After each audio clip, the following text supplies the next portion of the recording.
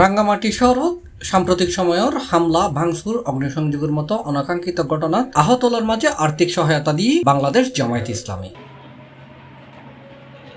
বৃহস্পতিবার বিকালে রাঙ্গামাটি শহরের ইসলামিক সেন্টারত আয়োজিত অনারম্বর এক অনুষ্ঠানের মাধ্যমে এই আর্থিক সহায়তা প্রদান করছে বাংলাদেশ জামায়াত ইসলামী রাঙ্গামাটি জেলা শাখার নেতৃবৃন্দ হলে এর প্রধান অতিথি হিসেবে উপস্থিত আছেন বাংলাদেশ জামায়াত ইসলামীর কেন্দ্রীয় অ্যাসিস্ট্যান্ট সেক্রেটারি জেনারেল ও চট্টগ্রাম অঞ্চলের পরিচালক মোহাম্মদ শাহজাহান। সংগঠনের রাঙ্গামাটি জেলার আমির অধ্যাপক আব্দুল আলিমুর সভাপতিত্বে অনুষ্ঠানের সাধারণ সম্পাদক মাওলানা জাহাঙ্গীর আলম, সহ সাধারণ সম্পাদক মনসুরুল হক, প্রচার সম্পাদক অ্যাডভোকেট হারুন রশিদ, পৌর জামায়াত সহ সম্পাদক ও শ্রমিক কল্যাণের জেলা সাধারণ সম্পাদক অ্যাডভোকেট জিল্লুর রহমান সহ বিভিন্ন স্তরের নেতৃবৃন্দ উপস্থিত আছেন। এই সময় গত সেপ্টেম্বরের 20 তারিখ রাঙ্গামাটি সাম্প্রদায়িক সংগঠিত অনাকাঙ্ক্ষিত ঘটনায় আহত পাহাড়ি বাঙালি 10 জনের প্রত্যেক করে 5,000 টাকা করে মোট 50,000 টাকা অনুদান দেওয়া হয়। এই সময় বক্তব্য হই এদেশের আলেম ওলামারা জামাত ইসলামী ইসলামী ছাত্র শিবির রাত জেগে জেগে পাহারা দিয়েছে। আপনারা দেখেন নাই, রাত জেগে জেগে পাহারা দিচ্ছে।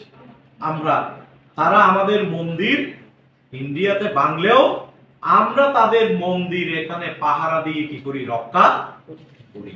এইভাবে আমরা বাংলাদেশটাকে একটা সাম্প্রদায়িক সম্প্রীতির দেশ হিসাবেই আমরা রাখতে চাই।